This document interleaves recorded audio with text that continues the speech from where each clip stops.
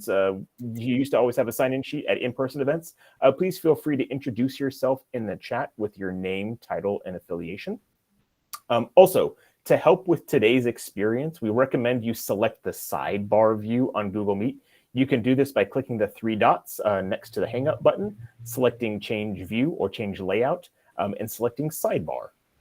In addition, we will be sending out survey questions during the discussion, and we hope that you will take the time to complete the survey to help us better serve the overall community. We will have opportunities for questions toward the end of the discussion. When that time is available, you can either raise your hand or put your question in the chat, and we will work together to get information, get your questions answered. At this point, I'm going to introduce our moderator, Robert Leventhal. Robert Leventhal is the Division Chief of the INL Office of Global Programs and Policy.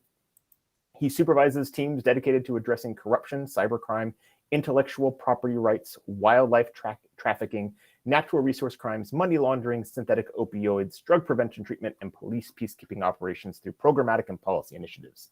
Upon joining the State Department, Mr. Leventhal had a leading role in development and implementation of anti-corruption. Thank you for muting. Of anti-corruption policy and programs. Prior to joining the State Department, Mr. Leventhal served as director of the Europe and Eurasia Division, formerly of ABA-CELI, at the ABA Rule of Law Initiative, and he worked for the U.S. chapter of Transparency International. Mr. Leventhal has served as an expert in criminal justice reform for the UN mission in Guatemala and was a public defender in Brooklyn. He is a graduate of Yale Law School and UC Berkeley. And with that, we will hand things over to Rob. Thank you so much, Randy, and good morning, everybody. I promise that my remarks and my intervention will be in inverse proportion to the length of the bio that Randy just so graciously gave. I am second fiddle to a terrific lineup of panelists that we have this morning. We're so grateful to them, and we're grateful to the ABA Rule of Law Initiative for their partnership, not only on this initiative that is our focus today, but on so many other programs, whether policy-oriented, learning-oriented, or implementation-focused around the world. So, as Randy said, this is an activity of a project called the Anti-Corruption Policy Research, Outreach, and Engagement Program, or APROE, which is a partnership between the State Department through the INL Bureau and ABA Rule of Law Initiative. And the purpose is to foster even deeper engagement between the US government and non-governmental stakeholders in our anti-corruption work. I say even deeper because we have very good, I think, communication, engagement, input in all directions, although I think we welcome feedback on that as well. And this is a sort of a dedicated channel given the Biden-Harris administration's focus on international anti-corruption efforts to share information, to seek input, to cross-fertilize among our various roles. So this is the second such workshop, and it's part of a series. And the workshops are aligned with aspects of the US strategy to counter corruption, which was published in December 2021. Probably many or perhaps all of you are well familiar with it. And that I've worked in the US government for several years and in other organizations like ABA, ROLI, and TI before that.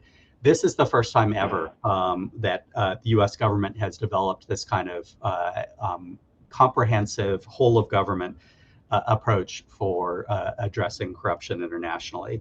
And we're holding ourselves accountable. As you'll hear more, agencies are reporting annually to the president on the actions we're taking and the compliance that we have with aspects of the strategy and its goals. One of the cross-cutting elements, there are 5 pillars in the strategy, but one of the cross-cutting elements, I think it's fair to say, is coordination, both internally and with external stakeholders, civil society, private sector, media, other governments, et cetera, to amplify our impact. And you're going to hear from 4 very distinguished experts from the State Department, from the NSC, from the Department of Justice, who are living this idea. They're living it because they're leading new bodies and new coordination efforts, and because they're here to share, interact, and hear from you all. This is indeed a dialogue, not a speech or a soapbox. So we're going to go through each, starting with my good friend and colleague, Dan Clayman, who will give a brief synopsis, each one of them, of their mission, their function, their priorities, and how they're advancing this goal of coordination internally and with external stakeholders. We will have, I anticipate, plenty of time for questions and interaction, which we'll take after the presentations. So I'm going to do a brief background on each of the four speakers. Dan Clayman, as I mentioned, is Director for Anti-Corruption at the National Security Council. He's responsible for coordinating the administration's anti-corruption policy, including the implementation of the U.S. strategy. And he's on detail from the Department of Justice's Criminal Division, where he's an architect of the DOJ's kleptocracy asset recovery initiative, and one of the supervisors in that unit. We'll also hear from my colleague at the State Department, Richard Nephew, and he is the Department of State's coordinator on global anti-corruption, our first to serve that function. And that is a focal point for the department's efforts, which span many different bureaus, many different aspects of our work to fight corruption, pulling together and enhancing efforts across the department. And this was a new position, as I mentioned, intended to elevate and enhance our work at the State Department. After that, we'll hear from Ambassador James O'Brien. He's the head of the Office of Sanctions Coordination at the Department of State. And the office oversees the department's work on sanctions and strengthens cooperation with allies and partners on the use of this critical tool. Through sanctions and sanctions-related work, the department promotes accountability for corruption and human rights abuses and deters and disrupts activities that threaten our national security. And last and certainly not least, our interagency colleague, Andrew Adams. He's the director of the Department of Justice Task Force Klepto Capture, which was an interagency initiative launched in March 2022 to enforce sweeping sanctions and export restrictions that the United States and its allies imposed in response to Russia's invasion of Ukraine. Andrew, that's his day job, but he is the acting Deputy Assistant Attorney General for DOJ's National Security Division, if that wasn't enough, where he oversees cases involving sanctions and export control, foreign malign influence, and national security-related cybercrime. I will note that our second speaker, Ambassador O'Brien, has another engagement following this one, so he'll have to leave us at noon. You can front load questions for him. I'm not sure he wants me to say that, but this is really, as I said, a stellar lineup. Thank you to each of the presenters, and thank you to the ABA Rule of Law Initiative and to you. I'm going to turn now to our first speaker, Dan Clayman from the NSC. Dan, can you confirm that you were able to connect? Hi, Rob. Can you hear me? Yes, confirmed. Terrific. Well, good morning, and my apologies for not being able to join you on screen. We haven't figured out the technology issues to allow me to do that. But as Rob mentioned, my name is Dan Clayman, and I'm the Anti-Corruption Director at the National Security Council. And it's my great pleasure to join Rob in welcoming you to this roundtable on strengthening coordination in the fight against corruption. And I think, at the outset, it's important for us to note that in a very real sense, this roundtable itself, along with the series of roundtables on implementation of the U.S. strategy on countering corruption, is part of our commitment to coordination in the struggle against corruption. The U.S. government has a plan. We want you to know about it. We want you to know what we're doing to implement it, and we want your ongoing partnership and feedback. Outreach to and engagement with our stakeholders is a key part of how we strengthen coordination both within the government and with our partners outside of government. As we saw at the Summit for Democracy earlier this year, democracies around the world are uniting to support each other because democracies best protect our liberties. They best protect our communities and promise prosperity. Democracies can and do deliver, as the president emphasized. And to ensure that they do so, we have to be vigilant about corruption. Corruption erodes trust in government and businesses alike. It undermines healthcare, education, economic growth, rule of law, and so many other things that we depend on for our freedoms and prosperity. So we all have this shared interest in combating corruption, including in our international relationships. So recognizing this grave threat to U.S. interests and our international relationships, less than 5 months into his presidency, the president formally elevated combating corruption to be a core U.S. national security priority. And then he followed up with the U.S. strategy on countering corruption just a few months later. And as Rob mentioned, it's organized into 5 priority lines of work, and you'll probably hear a little bit more about that. And certainly you can find those online. But sort of just very basically, it's realigning our infrastructure within the USG to better fight corruption.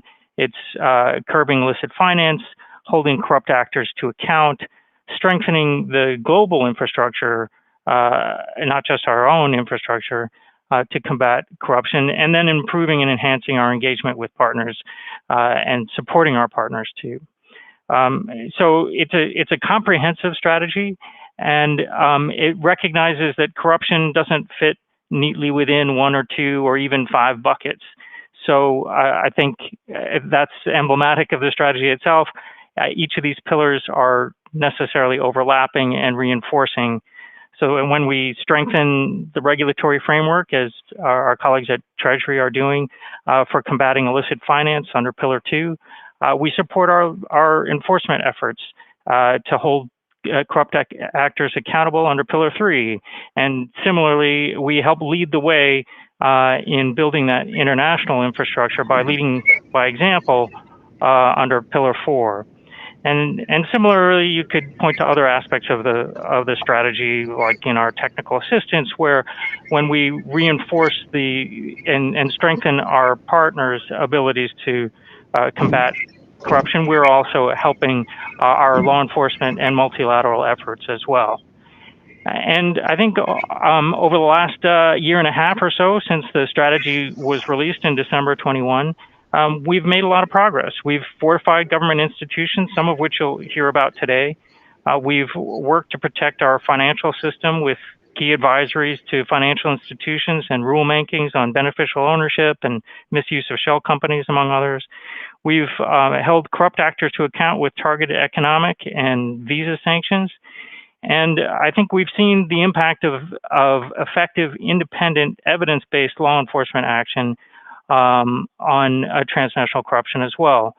Of course, we've worked bilaterally and multilaterally with our foreign partners to strengthen international standards, and I think you'll see that later this year at the UNCAC COSP in Atlanta, as well as last December when we hosted the IACC with our partners from Transparency International. And then, of course, there are a range of additional initiatives that we've undertaken in partnership with others to support journalists, civil society leaders, and with active participation from the private sector. So I think the strategy is working, and I think the strategy demonstrates this very broad scope to address the very broad problem that is corruption. And one through line through all of this is of course coordination. Coordination among agencies is of course an express part of Pillar 1 of the strategy, but it's also a fundamental focus and underpinning of the strategy. And when we take action to coordinate our work, both within agencies and between agencies, and I think that's an important point. We're trying to strengthen coordination both within departments and between departments. We're more efficient and more effective when we do that. Of course, that takes creativity, organization, and sometimes, but not always, resources. And I think it's also important for us to acknowledge that, you know, coordination and the importance of coordination in fighting corruption is not a new concept. We don't paint on an empty canvas in government, and certainly the strategy itself is not painted on an empty canvas. So you'll see, of course, at the Department of Justice, we've long had specialized units at Main Justice and in U.S. attorneys' offices that working hand in hand with multiple law enforcement agencies to investigate corruption. You've seen coordination by our colleagues at the State Department in leading the way in multilateral fora for years. That builds on the expertise throughout the U.S. government. So coordination is important, and it is not new. But what is new, I think, under the strategy is that we have a clear mandate to do more together, and to try and be effective in that. And I think we're doing that. So today, you'll hear from some of the leaders that are working to institutionalize that coordination and this kind of transformational work, particularly at State and Justice. And I think it's also important to note that these are just a couple of the agencies that are undertaking this important work. Our colleagues at USAID, for example, who are not sort of on the speaker list today, have stood up an anti-corruption task force. They've published a policy aimed at bringing anti-corruption further into the fabric of USAID's work. Our colleagues at the Commerce Department are training foreign and commercial service officers on the Foreign Corrupt Practices Act. Our colleagues at the Treasury Department are working hand in hand with our colleagues at the State Department on sanctions efforts and other ways to reinforce our efforts against corruption. And of course, across the government, you'll see that in many other ways. But to meet the national security threat of corruption, the president's strategy is clear. We need a coordinated whole of government approach. And I think through our dialogue today, I hope you'll get a better understanding of some of the ways in which we're trying to align our efforts in precisely that kind of ambitious, coordinated effort to safeguard our democratic institutions, our communities, our economic futures, and our relationships with partners throughout the world. And importantly, I think fighting corruption, like all aspects of supporting democracy, is not a spectator sport. We need your active partnership, including today. So thank you in advance for what I'm sure will be a robust discussion and for your active collaboration going forward. Again, I apologize for not being able to watch your interventions on screen, but I look forward to hearing many interesting interventions today, and I hope to see many of you in Atlanta for the COSP. Dan, thank you so much. That is just a great framing and a great kickoff for the discussion. And you really illuminated why we're all doing this, why the White House has made this a priority, and that we're really seeking concrete outcomes, including these coordination bodies and coordination efforts. And it's within our departments and agencies and among our departments and agencies, and then with external stakeholders. And also, I think it was great that you mentioned it's not just the State Department and DOJ that we have on for this discussion, but great work at other agencies. So I'm sure folks will have some comments and questions. Before we get to that, we've got a few more speakers. So it's my pleasure now to turn to Richard Nephew, the coordinator for global anti-corruption at the State Department. Richard? So I'm tempted to start off by saying, I don't know, coordination, who needs it? But the job title kind of forces me into it.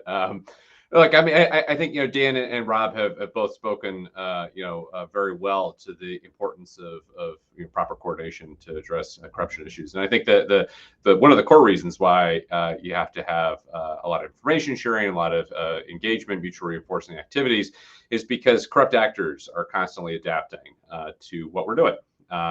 They are already in a position where they have a lot of the initiative, they have the ability to both extract, rinse, and exploit legal loopholes that exist, move and conceal their ill-gotten gains because they know what they're doing potentially before we're in a position to see it. And so being able to respond to it means that we have to, have a good prevention system. It means we have to have good accountability tools. But more important than anything, perhaps we all need to know what we're doing, and we need to be able to work with one another to address these challenges. So let me highlight just a couple things that we're doing to try and advance and implement Pillar 1 and this concept of coordination. I think first we have several activities either underway or planned that are intended to enhance corruption-related research, data collection, and analysis. And importantly, I think this includes engaging with our intelligence community to improve intelligence collection and analysis. Includes creating a learning agenda to document and disseminate good practices and lessons learned, and provide new guidance on corruption analysis, diagnosis, and data usage to inform our ongoing work, and to always be looking to see whether or not there's new scholarship and new thinking that's going into what's going on in the world, especially as we see the international financial system move and innovate and change. We're also collecting a lot more data on our activities and impact.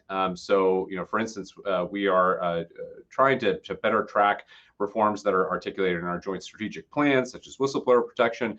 We're also, trying to understand a little bit better, how our efforts to integrate our various tools are making progress. And we're trying to anticipate trajectories towards backsliding and windows of opportunity to craft our responses accordingly. And that comes with, both some important political questions that need to be asked, but fundamentally, we're needing to be in a position to answer the question, what are we seeing here? Are we seeing, a issue of just democratic change and democratic development, or are we seeing a circumstance in which a country is definitely going backwards, or in the more positive sense, where we have an opportunity to move forward? And I think a lot of these efforts and some new ones we're hoping to launch soon, all are responsive to some recommendations that were held at the last APROE discussion, including the need to centralize data and have methodologies to measure the impact of the strategy. I think one of the challenges, though, that we face is that there's a large amount of information that we still have to distill to make decisions, which means that we're a little awash in potential indicators and information that we have to deal with. But by the same time, by the same token, we also face a scenario in which, because of the very illicit nature of crime, sometimes we don't have just that critical set of data that we need to be able to move forward with the sanctions action or move forward with accountability, or to be able to fix some kind of loophole in a prevention system. And so I think actually, one of the most important elements that we're doing in Advanced Pillar 1, which Dan spoke to a bit, is facilitating more information sharing within the U.S. government and with non-U.S. government entities to try and get ahead of this. And I think, this has two dimensions. First is an operational one, operational information to counter respond to instances of corruption. And second, logistical and educational information to help do our jobs better. On the former, I've already mentioned work that we're doing to try and improve development and sharing of intelligence and other information that can help us fight corruption more effectively. We're likewise looking to find ways to improve the sharing and distribution of such information internationally, through things such as the International Anti-Corruption Coordination Center, hosted by our friends in the UK, to help our partners respond to the challenges that they face. On the latter, kind of the more the internal piece, within the department, we host a monthly anti-corruption working group where we bring all the various different parts of the State Department together to talk about what we're doing and to get a better sense of what we might need to do and what opportunity exists. We're trying to curate anti-corruption data analysis, technical tools, and lessons learned and platforms for staff, and to make sure that we all have at least a somewhat equal playing field when it comes to looking at certain countries or certain problems that we're facing, and the ability to know who to ask when questions come up. And we're also working to develop and refine our training programs, such as at FSI, as well as more generally with other government institutions. We're trying to improve our communication with external stakeholders, trying to use social media accounts for communication, updating web pages, conducting partner consultations and public engagement activities. I think you probably have seen some of that. We're not necessarily the most agile Twitter users you're ever going to find, but we have one, and we're trying to push more information out there about what we're doing and where. And we're also looking for ways that we might try and articulate and push out some of the good work that's being done by colleagues in the NGO community and think tank community as well. But look, I think while we've made some progress, we know that there's more to do, and there's more that we need to focus on. So my office was created, frankly, to try and improve coordination within the department, particularly to implement the strategy and try and identify gaps, and to be honest with ourselves where we find gaps, and to not shy away from tough conversations about whether or not we're covering everything as much as we would like to, notwithstanding all the good work that's there. So a couple of things that we're working on now. We're developing a framework for anti-corruption assistance and working to better understand how we can best leverage the breadth of U.S. assistance capabilities. We're trying to develop more integrated and strategic approaches for in-country anti-corruption work. And that includes, of course, coordinating with colleagues such as Jim O'Brien on how we deploy sanctions and other tools, as well as assistance tools and diplomatic engagements and similar things like that. We're working on an implementation plan for the strategy itself, and we're hoping to be able to release more information on implementation over the summer. And as a government, of course, we've also increased our spending on anti-corruption in recent years, and we're going to continue to explore how we can resource efforts through staffing and through programming. I think another major part of my job is trying to just more mainstream and integrate anti-corruption to what we do every day at the State Department. So another effort that we're engaged in is trying to integrate anti-corruption considerations into the drafting, reviewing, and updating of country and thematic strategies and other foreign policy efforts. So I think you've probably seen some of this, but you're going to see more of it in talking about corruption issues and security assistance, global fragility, conflict prevention, wildlife trafficking, climate, illicit finance, and infrastructure, to try and bring it in, not just as a side conversation, but an integrated part of it. We're also certainly trying to better sync our anti-corruption efforts with broader administration equity efforts, and trying to consider how corruption and anti-corruption efforts may impact underrepresented, underserved, and marginalized populations differently, and how we can address those inequities accordingly. We're also trying to get more information out to our partners, in the regional space. So we've disseminated an anti-corruption toolkit for officers in regional and functional bureaus in particular, and we're working to try and identify and maintain a list of anti-corruption points of contact in embassies, but not just U.S. embassies, but also trying to build that out with our foreign partners too. And I think we're seeing a lot of linkages now that are developing between our anti-corruption efforts and other priorities, and we're focused on trying to expand and institutionalize these considerations, such as work we're doing on security sector governance. So look, I mean, I'll just stop there and say, as with any comprehensive strategy, we're trying to do everything all at once. We're trying to tackle a range of issues and needs together. I think we're making progress across.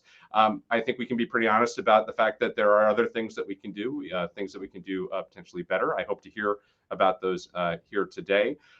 As my colleagues would know, I'm always one also to throw spaghetti at the wall and see if there's anything that's worth pursuing as well. So if there's a piece of spaghetti you haven't heard us talk about or don't hear us talk about, you'd like us to fling against the wall, please look forward to hearing about it, so we can talk about it and find ways that we can experiment to try and do a better job in all of this. So I'll hand things back to Rob, I think.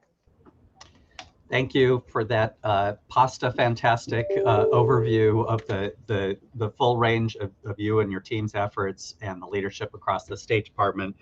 I think the points about mainstreaming anti-corruption into the vast work streams across the State Department, trying to build a common vision, common capacity, common sharing of information across a really big department, and really doing it in a data-driven way, I think are important streams.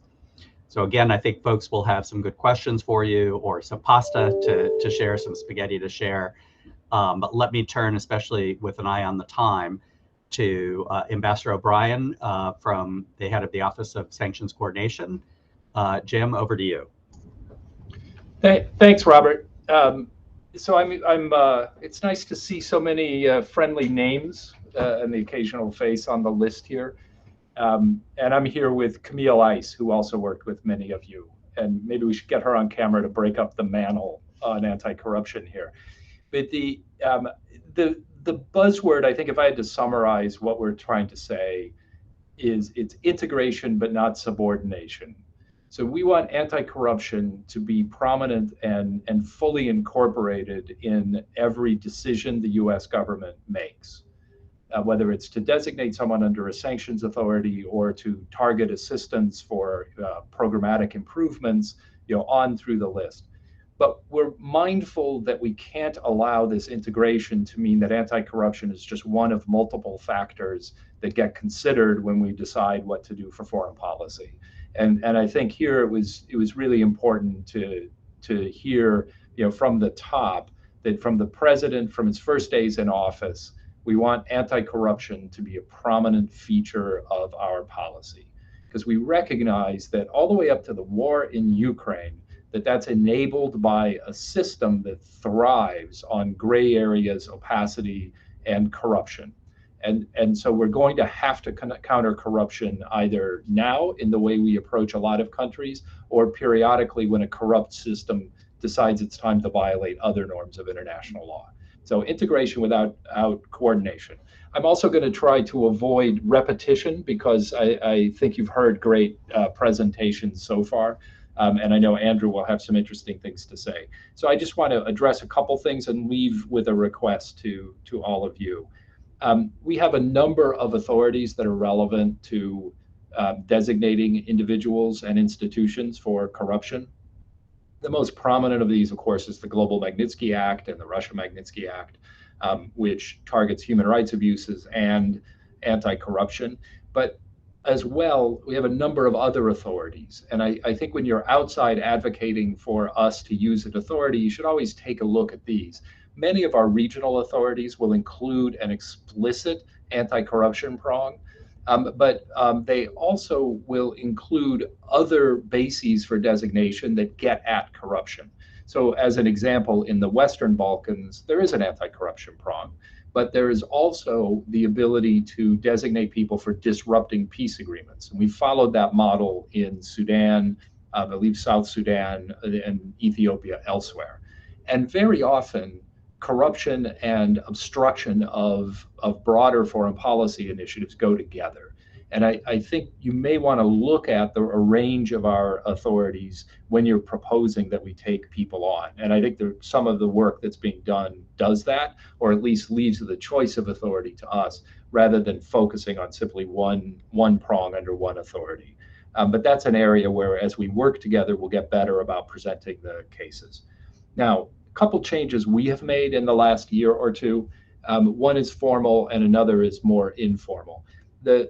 The formal side is that we have changed the Global Magnitsky schedule. For the first few years of implementing this act, it was treated as an annual designation process. So nominations came in, they were evaluated, and then announcements tended to come out at the end of the year, around Human Rights Day or an anti-corruption conference or whatever. We've now explicitly changed this to encourage posts and outside actors to propose nominations as needed. And we met last week with all the ambassadors from around the world. I was able to meet with many of them individually or in regional groupings as well. And what we say to them is, look at a significant event or an outcome that is important. It can be a legislative vote, an election, plebiscite, whatever. Work your way back and try to give us around, we say 8 weeks, but I'd say give us 8 to 12 weeks to work on designations that are going to be a part of your strategy. And so I'd urge that from the outside as well. Don't look at this as a one-time-a-year item. When you're reporting on developments in a country, look at where there will be pivot points, where the international community will get involved, and come in with ideas. But give us some time to develop this, and we can talk about what some of the issues are within that. So don't come in a week before and demand that there be action.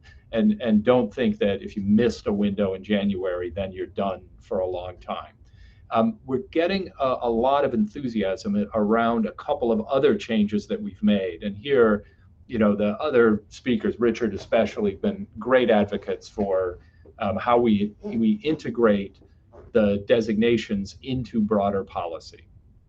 And we're trying to point our posts and our researchers at a couple of things. One of them is, we'll call it systemic corruption, state capture.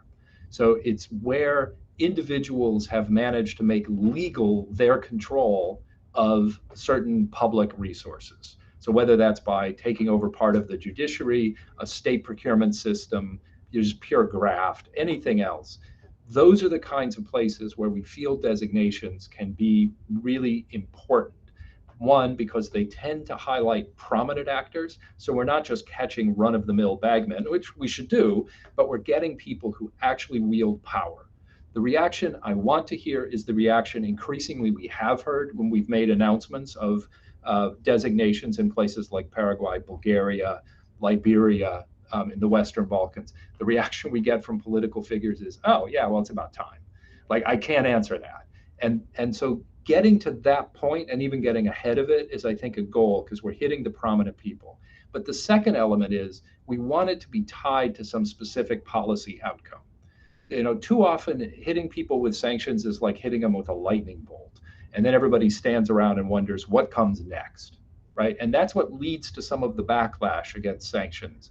What we always want to try is to say, we're designating this person because of this behavior. To fix this behavior, we want to see the following kinds of actions. And so we've made it clear in cases from Nicaragua, Ethiopia, Bulgaria, Georgia, et cetera, that we are expecting you to put in place systematic reforms that will reduce the incidence of the corruption that we're trying to confront. And that part is the more difficult element of what we're doing, because it does mean that we have to be aware of other policy imperatives. But again, we're not subordinating. We're trying to make this more effective. The other thing that our sanctions will do is reinforce global standards. So one of the things that's great about the global Magnitsky movement is now there are multiple other countries that have some similar arrangement, at least on human rights and or corruption. But there are these horizontal regimes that exist around the world. So one of our goals for the next year is to try to bring other states along with us. Now, that will be, I think, frankly, easier on some of the human rights standards. Those are universal norms and everyone has accepted them. But I think we can try to do that on some anti-corruption work as well. Now, throughout all this, and this is kind of come where I close and have a request for you all. We're only able to do this in partnership with the groups that you're part of and a whole range of civil society groups, journalist coalitions, external advocates.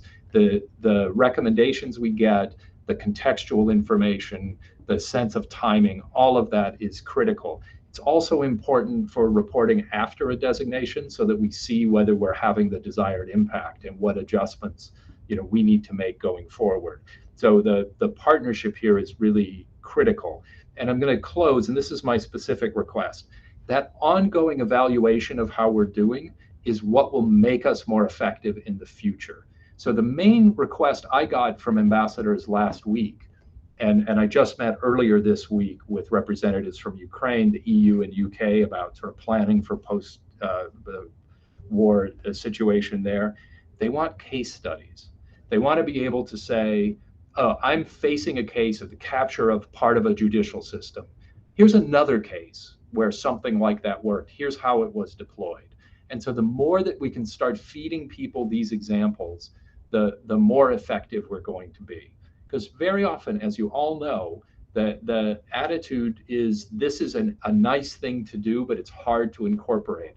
And the more we can demonstrate to people that anti-corruption designations and anti-corruption assistance programs are ways to achieve our objectives, and that it's a path other people have gone down before, then we'll be enormously more effective than simply persuading people that there are bad things happening in some parts of the world. So the more you can give us case studies of what you think has worked or where we've fallen short, it's incredibly helpful to have it come from outside our system rather than just from me. So with that, I'm going to turn it back over to you, Robert, and I'll be available for a bit. I'm sorry, I'm supposed to be talking about something else in a few minutes. So turn it back over. No, that's okay. We know you're in demand, and we're grateful for the time you're spending. And thank you for the very concrete call to action for the participants, both with regard to input on an ongoing basis on potential actions and on the case studies or examples of use and impact and outcomes. So let's turn now, pivoting from the State Department to the Department of Justice, our close partner, particularly here in the Bureau of International Narcotics and Law Enforcement Affairs. to Andrew Adams, the Director of Task Force Klepto Capture. Andrew, over to you. Thank you all. Good morning. And thanks, Rob and Dan in particular, for setting the stage today. I always fear that DOJ's is perceived as some combination of Javert and the Kool-Aid Man among folks within state and NSC. So I'm going to do my best to try and dispel that perception today. I'll keep this relatively brief and talk a bit about the specific role and specific tools that Justice and in particular the Klepto Capture Task Force bring to bear in this space. Mostly to give some context for those who may be less familiar with the DOJ work on Russia-Ukraine sanctions and export control enforcement. And then I look forward to the conversation and the questions and learning a bit more from people around the call about how DOJ can continue in its effort to really strengthen and deepen its interagency ties and ties with the international public and private community. So with that, let me start off with a bit about the Klepto Capture Task Force. This is an effort that was set up in response to the most recent and overt invasion of Ukraine in February of 2022. To Dan's point earlier about intra-agency coordination and deepening ties even within departments and agencies, the task force is certainly an example of that. It is an inter-agency law enforcement endeavor. It's led by the Justice Department, prosecutors. It's dedicated to enforcing the sweeping, unprecedented sanctions and export restrictions that the United States has imposed, along with allies and partners, in response to Russia's unprovoked military invasion. The task force sits within the office of the Deputy Attorney General and draws on expertise and draws on the energy of prosecutors, agents, and analysts from across the department. In particular, what the task force aims to do is marry the National Security Division on the one hand and the Criminal Division and specifically the money laundering and asset recovery section of our Criminal Division on the other. And to that end, we have both prosecutors and indeed two deputy directors from those worlds working on the task force. In support of the broader mission to give these sanctions and export controls some teeth on the enforcement end, we're also drawing on resources at the FBI, the Department of Homeland Security, IRS, in particular the Criminal Investigations wing of IRS, the Commerce Department, the State Department, multiple components within Treasury, and from the intelligence community, military branches, and our international partners. It is a real example of a very specific and targeted effort for extraordinarily deep interagency and international coordination. I will point out that the task force is an example, but it's just one example of the department's prioritization of cases aimed at both the root causes and the pernicious effects globally of corruption and efforts to hollow out the rule of law, even beyond the Russia-Ukraine situation.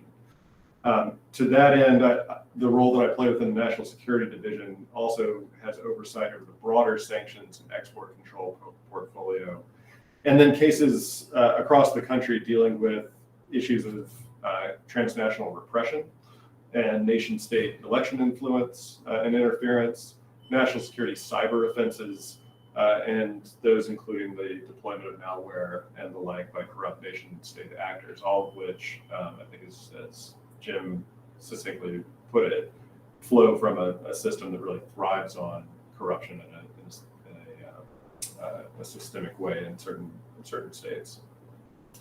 In the past handful of months, DOJ has brought cases involving overseas police stations operated by Chinese security services, indicted and arrested Russian FSB officers and their cronies in connection with a export control violations and a fairly brazen election interference scheme. And we continued under the ambit of the task force specifically to seize, to freeze, and to forfeit assets involved in violations of sanctions targeting Russia's economic lifelines.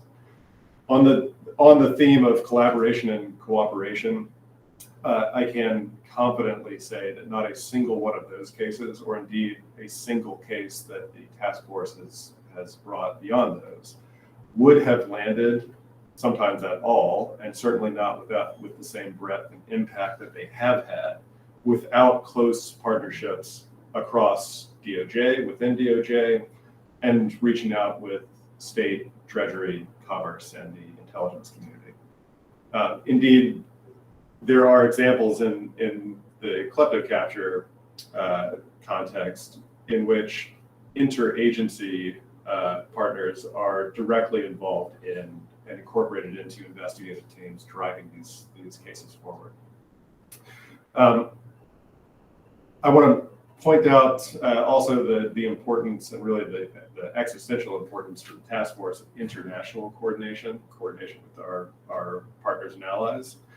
There has been, in my time at DOJ, even before running the task force, and certainly since February of last year, a real sea change in terms of how our international partners around the world, and particularly in Europe and the United Kingdom, how those partners view, prioritize, and implement their own sanctions and export controls.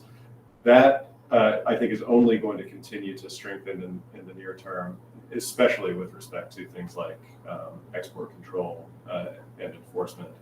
That has given us a real ability to take action using DOJ's tools in a way that was not available before February of 2022.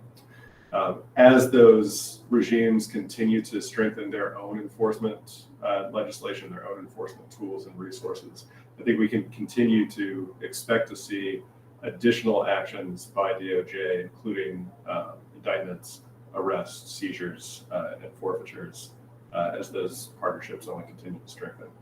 And the last point that I want to make before handing this back off bounces a bit off of a concept that Richard had mentioned earlier with respect to education. DOJ does not run a global education program remotely like the programs that the State Department and others put together. But we do think about this in at least one particular way, and that is educating private sector actors and folks within the global NGO community about what our cases have uncovered and about information pertaining to money laundering and facilitation networks, so that people in the private sector can take their own actions through their own compliance programs and elsewhere to implement and affect the same kinds of change and the same kinds of effects that a sanctions program may not be able, at least with DOJ's tools, to achieve even in jurisdictions that are less friendly to our process or recognizing our validity of our seizures or indictments. And to that end, the task force has really thought hard about how to incorporate as much detail and to be as aggressive as possible in unsealing and laying out step-by-step information about shell company structures and the like as early as possible, so that banks can de-risk, insurance companies can pull coverage, maritime and aviation services can do the same in a way that feels different than the standard operating procedure, at least to date within DOJ. I think it's had tremendous effect, and it gives a real springboard for people in state, in treasury, and ultimately in the private sector to expand the impact of the sanctions enforcement regime well beyond what we might otherwise be able to do on our own here at DOJ. But with that, I look forward to the questions and the conversation, and I'll flip it back to you, Robert. Thank you. Thank you so much, Andrew. And I'll say that coincidentally, last week I was in San Francisco at a Foreign Corrupt Practices Act practitioner conference, and the deputy chief of the fraud section from DOJ was presenting, and the scores of private sector, corporate counsel, company representatives, law firm folks were appreciative and found it an enriching dialogue, much along the lines that you're describing. So I'm going to turn back to Randy now, just on the housekeeping issue of the best way to proceed on getting questions. I'm sure there's going to be a lot of questions and comments for our panelists. Again, not to particularly direct folks to him, but Ambassador O'Brien will have to leave in just a few minutes. So there may be time for questions for him or for all of the panelists, but we have until about 12:20, I believe. So there's really plenty of time. Randy, over to you on the process for raising questions or offering comments. Great. Thanks, Rob. Again, great discussion. If possible, if you have any questions, please raise your hand. It'll allow us to then queue up questions. You can also use the chat function, and I will coordinate with Rob to kind of help insert some of those questions as they come in. So with that, I'll turn it back over to you, Rob. I know you had a couple of prepared questions. I didn't know if you maybe wanted to ask any, especially to Ambassador O'Brien. Well, I'm going to hold those in case questions don't come in. I see that Deb LaPravotte has raised her hand, so we could start with that and go forward. Deb? Well, yeah, and obviously, thank you all for arranging this today. A quick question on follow-up after sanctions. We all know that once the U.S. sanctions individuals, they take numerous steps quickly to circumvent those sanctions. Is there an aspect to the work that the government's doing that could be dedicated to the 3 months after we sanction people? The U.S. sanctioned some individuals from South Sudan, which is where I've been working for the last 7 years. Within 3 weeks of us sanctioning them under GLOMAG, they incorporated new companies and were awarded billions of dollars worth of contracts. So is there some aspect of the assets of the U.S. government that could be dedicated to the follow-up of maybe tasking those individuals that provided, whether it's NGOs, civil society, other U.S. government or foreign agencies, with monitoring those people who have just been sanctioned, so that the moment they incorporate a new company, we can prove that they have, getting those companies sanctioned as well, so that the sanctions by the U.S. government could have more teeth and not be circumvented. Do you want to take one or two other questions? Sure. Give me one moment here. I can ask the first question that came in through the chat here, Rob. Since 2012 in China, the CCP has implemented an aggressive anti-corruption campaign within the party. Joshua Mader's curious whether we've seen China extend their anti-corruption policy abroad, and or whether there's been any discussion with China in the development of our global anti-corruption efforts. Is this a potential area of cooperation, perhaps limited in scope, with China? Okay, let's do one more, and then we'll turn to Jim and other respondents for any of the first three. I'll do, I see Bruno Brandão from TI Brazil, and he's referring to the successful experiences of Lava Jato and CECIG in Guatemala, both of which he indicates have been dismantled, and wonders if U.S. government anti-corruption officials, particularly in the Foreign Service, have any read on the picture in the region, in Latin America, and what we're considering in terms of supporting democracy and good governance in that region. So let me open to our panelists at this point. So, and maybe Deborah, I'll see you in the South Sudan event I have to talk at in a couple minutes. So in terms of follow-up, the short answer is yes. I don't think in terms of us tasking outside groups, but certainly as part of the conversation, we love to hear what people are learning and what they're identifying as the problem. You know, the kind of example you just raised is one where it reinforces why we want to have the sanctions integrated with a broader policy, because the point is to clean up the way that South Sudan manages its finances, and particularly the flow of revenue from oil, right? It's 90% of the export revenue. And so it strikes me as farcical that people could just create a new business and avoid sanctions, because if they are the ones designated, then any business of which they are a part should be hit. But we need to make sure we're aware of it, and then we reinforce the message with the contracting authorities or the state procurement, or whoever is issuing the approval, as well as with the private sector. One of the things, I think a bunch of the people here were around the ACM's conference, and one of the things we were talking about is also getting more information from the private sector, you know, in particular being sure that both the anti-money laundering parts of banks and the KYC parts are also involved in sanctions enforcement, because there are elements of the financial institutions that often will be aware that there is something sketchy about a newly created entity, you know, asking for the ability to move large amounts of money. But making sure all that information flows in at the right time is a key thing. So I think just, yes, do we track it? Yes. Are we more likely to find it if we're actively engaged in trying to improve performance in the sector that was hit by sanctions? Absolutely. And that's why I want the two things to be integrated.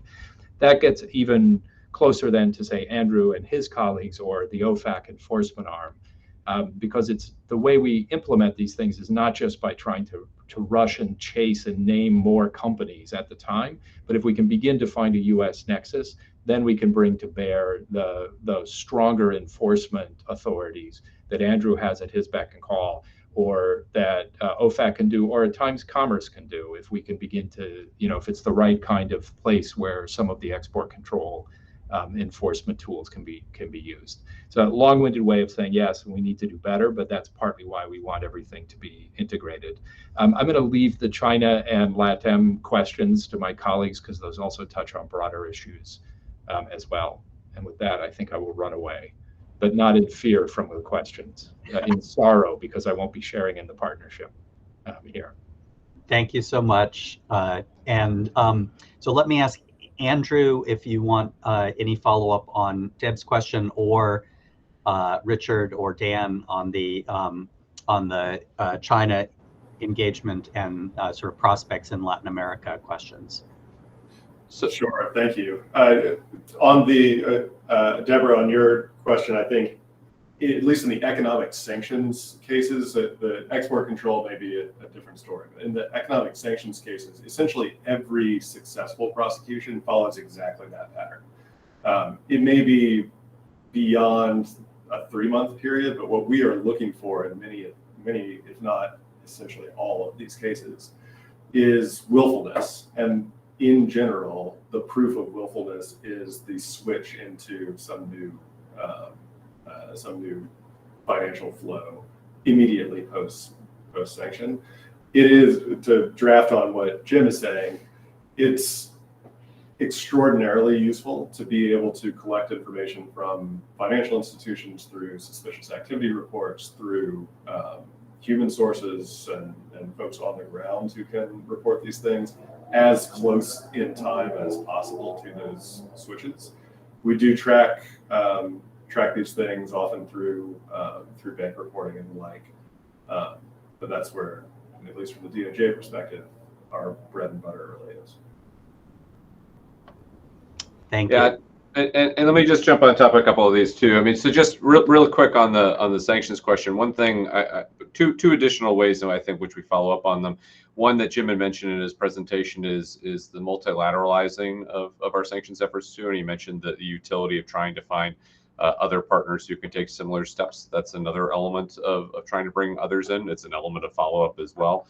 And then, of course, there's the connection back to prevention, and there's the connection back to other anti-corruption efforts. So, I mean, one of the theories I think both Jim and I have tried to speak to is that we shouldn't just do a one and done sanction, but we should integrate this into a broader, set of efforts. So in some cases, taking sanction steps allows us to clean space out in order to have reforms, because we've seen with some of the people that are targeted that they're forced out of their positions or similar. And so, another way in which we follow up is by trying to prevent these sorts of activities from happening in the future by using both the case patterns as well as the space that's created.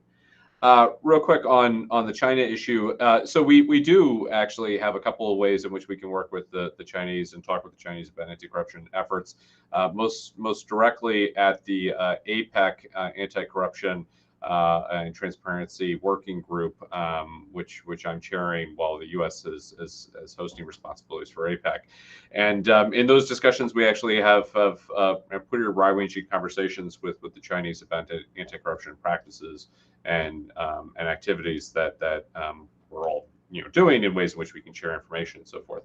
I think it's worth just putting a pin in the fact that, of course, we do have our differences when it comes to our Chinese colleagues about both places that we see corruption issues and places where they may not see corruption issues, or vice versa, and also disagreements about how we might respond to some of those too. So part of those discussions is also a frank exchange on those differences, which again, to my mind is a reasonable and appropriate way to address the differences that we do have, and to try and see whether or not we can find areas to cooperate, even while we're being pretty direct about the places where we don't have those opportunities. I think in Latin America, again, part of my job title is the word global. So I have responsibility to work on anti-corruption efforts around the world, and certainly no less a place than in Latin America. I think it was actually one of the first trips I took was to go to Guatemala and to Paraguay, and I've been back since, trying to work with partners there. And as I mentioned during my opening comments, we've also tried to provide our colleagues working in embassies and posts in the region with more information, so they can help both identify corruption issues and help us respond to it. It's also worth noting, of course, though, that we didn't invent this. That there's been a lot of anti-corruption efforts been going in the region for many years. Our colleagues in INL have very active programs and activities there, as do our colleagues at USAID and elsewhere.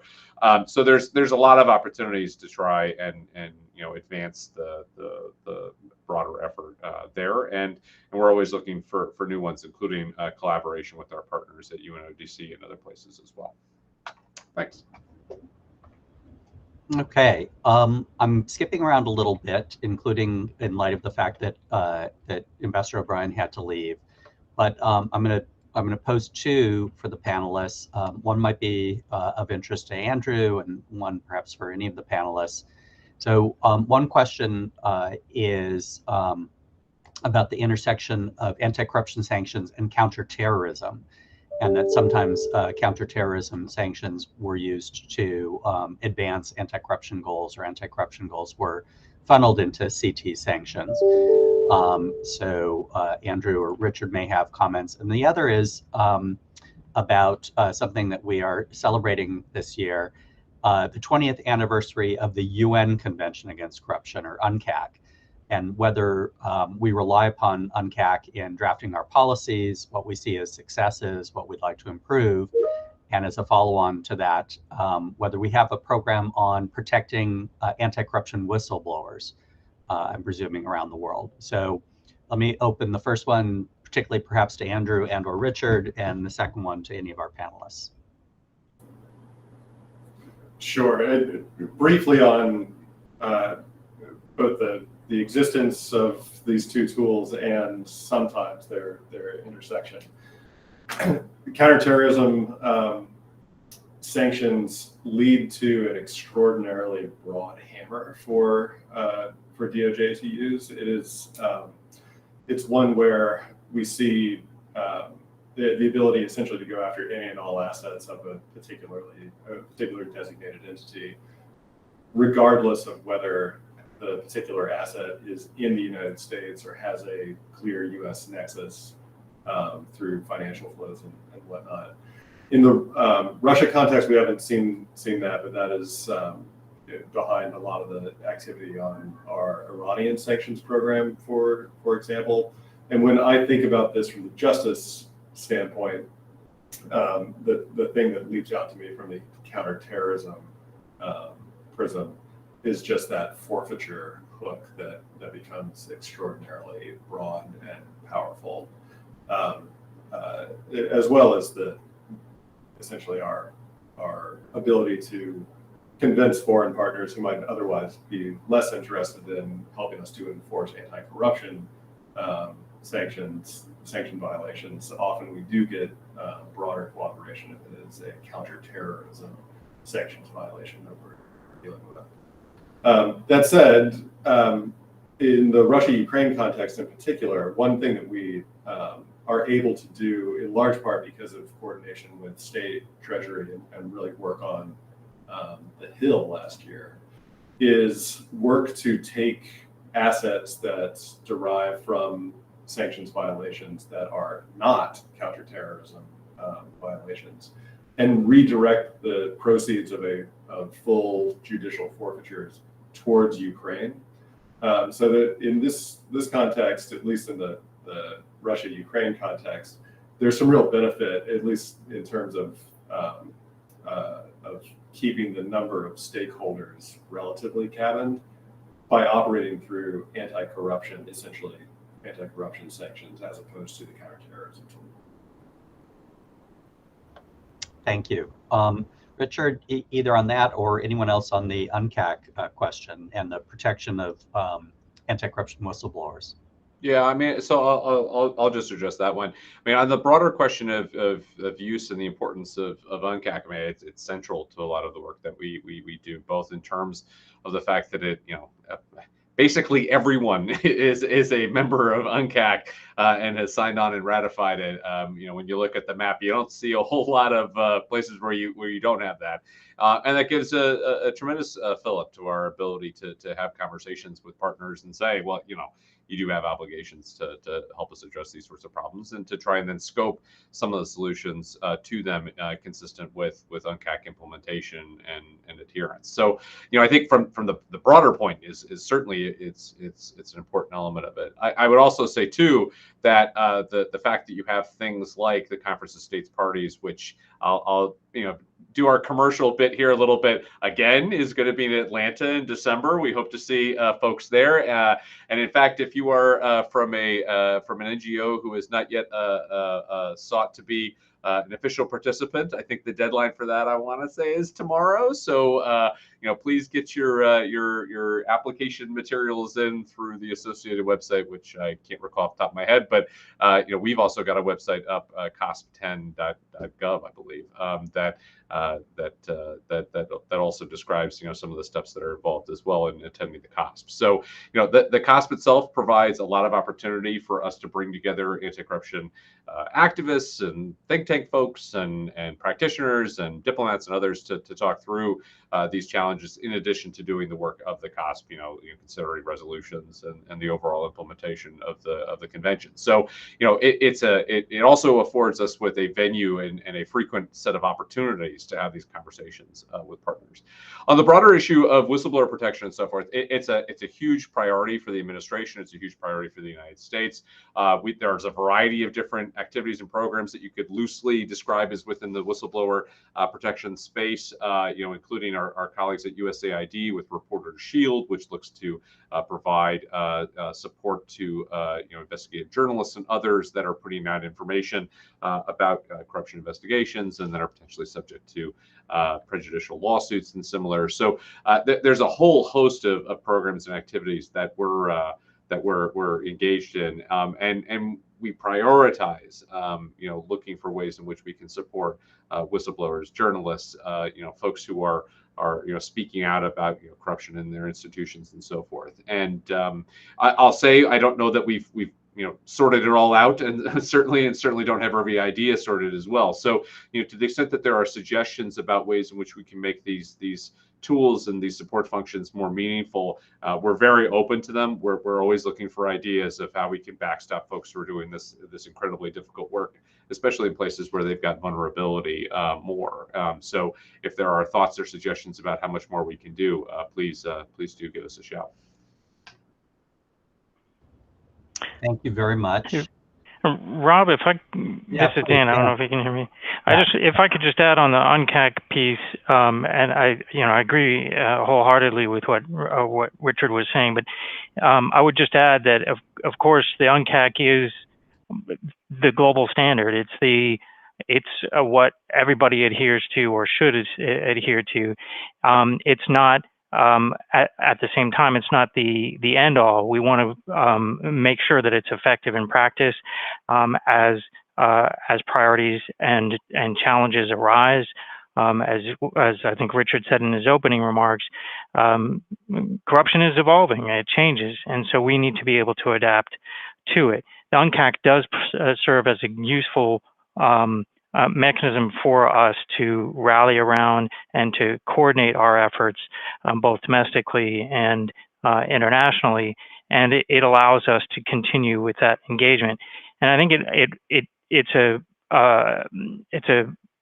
of also it feeds a little bit into the prior question from the last round on Latin America, and that of course the UNCAC was signed in Mexico, and the Latin America has really been one of the leaders in the Americas have been a leader, have demonstrated leadership in the global infrastructure for anti-corruption with the Inter-American Convention Against Corruption years before the UNCAC, and so I think looking at the 20th anniversary of the UNCAC and how it fits in with our strategy and providing an opportunity for us to push our priorities is a useful tool for us.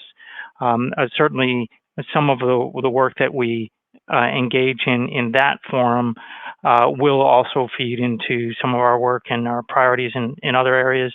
Again, on Latin America, I would just note that there's also a strategy for addressing the root causes of migration in Central America that has as one of its big focuses strengthening the fight against anti-corruption.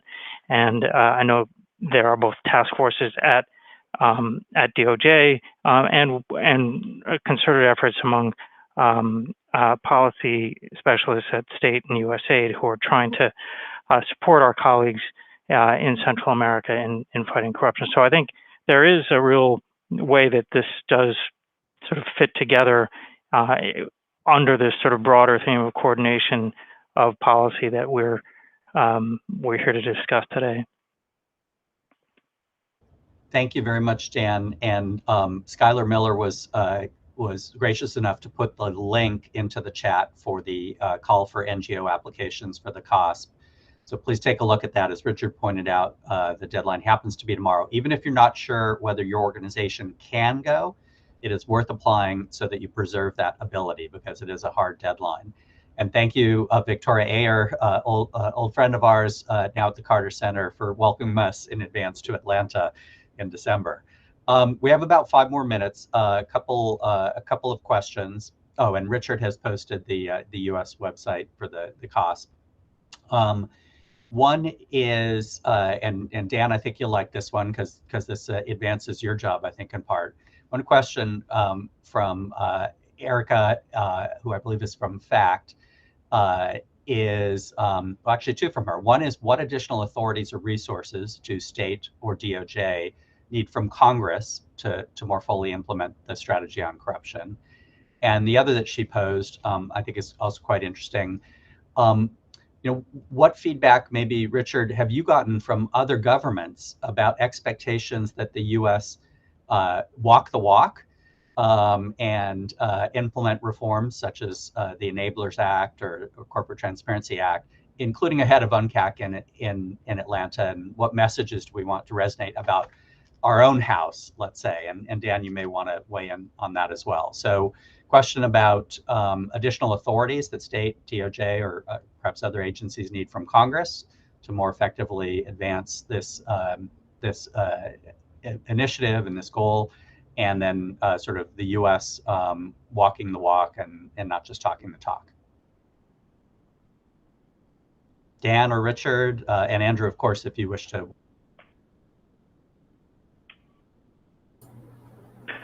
weigh in. Sure, I can start off if that's helpful. I certainly agree with the sentiment that it's important to lead by example, and I think the United States is doing that.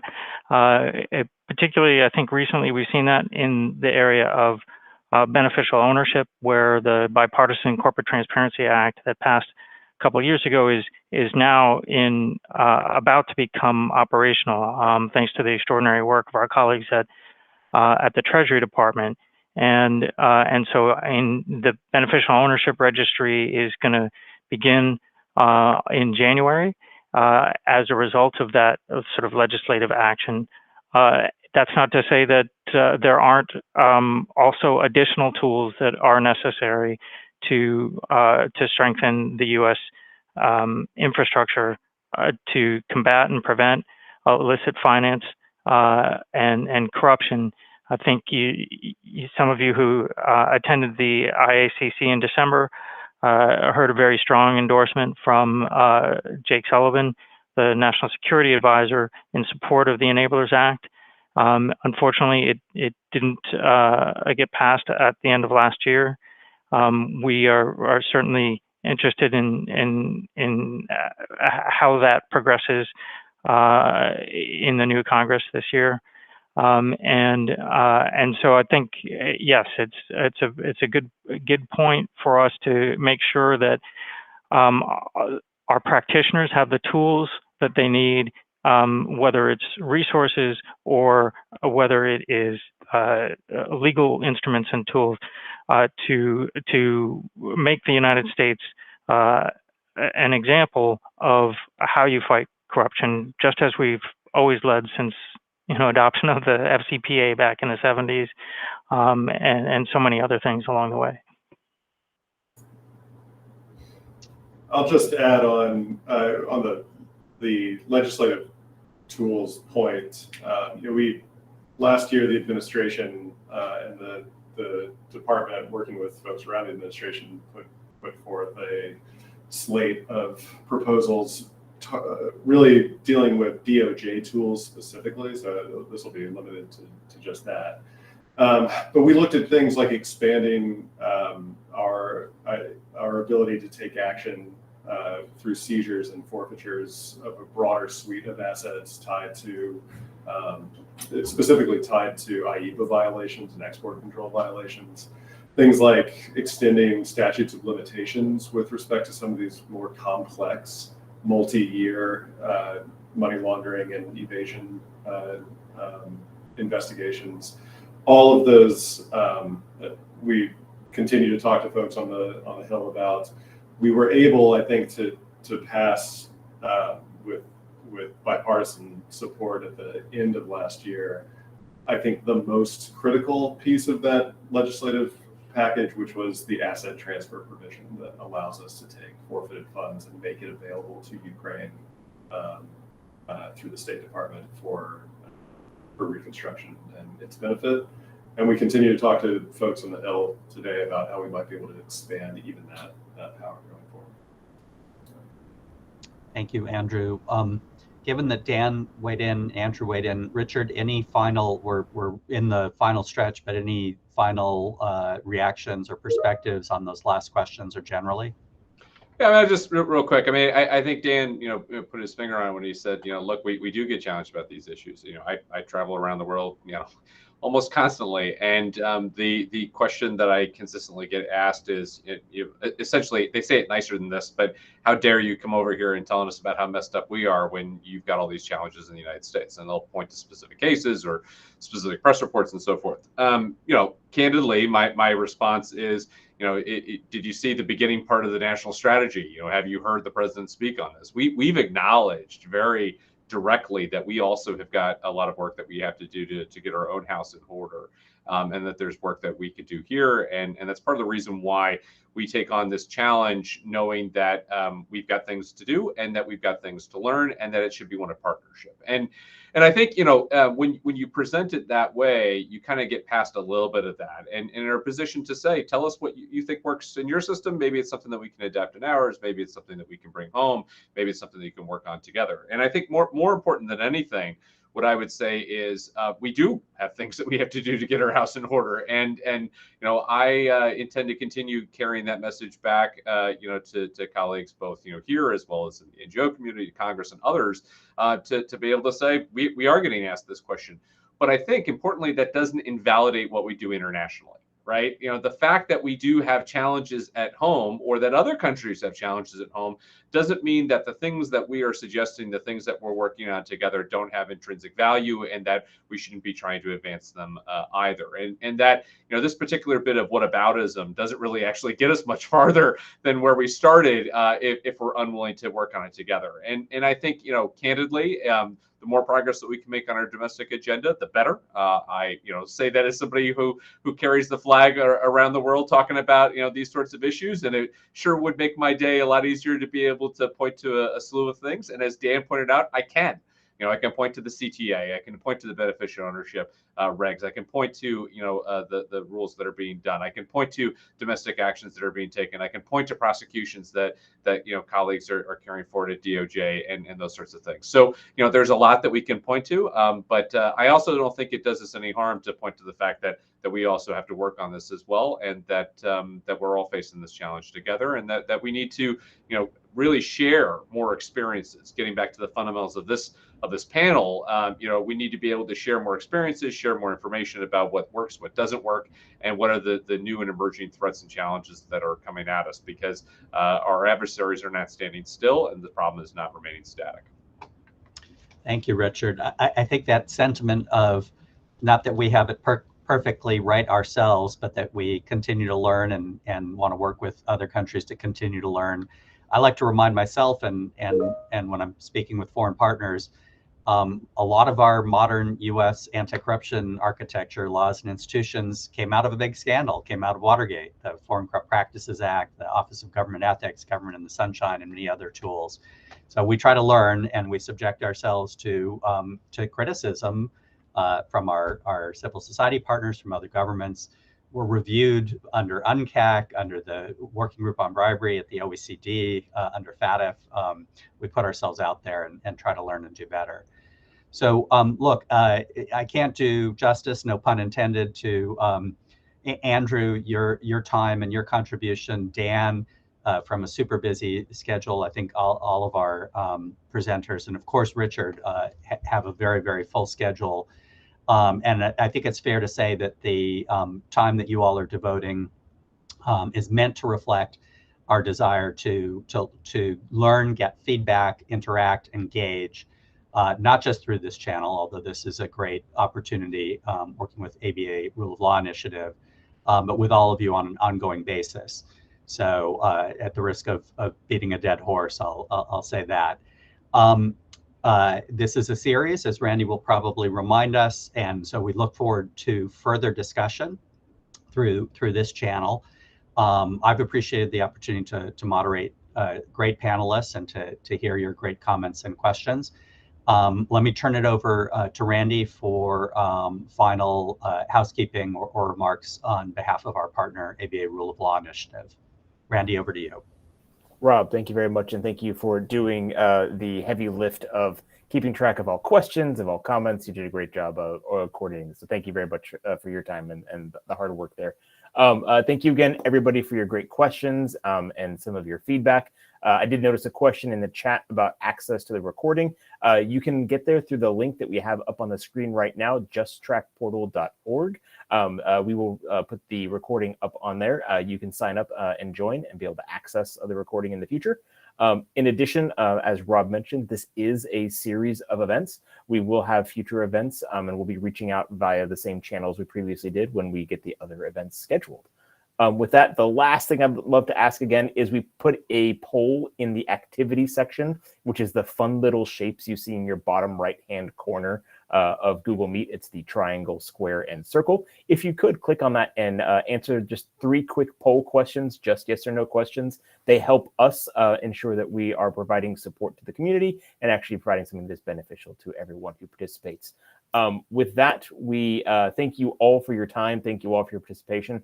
To all the speakers, thank you very much for your preparation and great information that you all have shared. And we look forward to seeing you at the next event.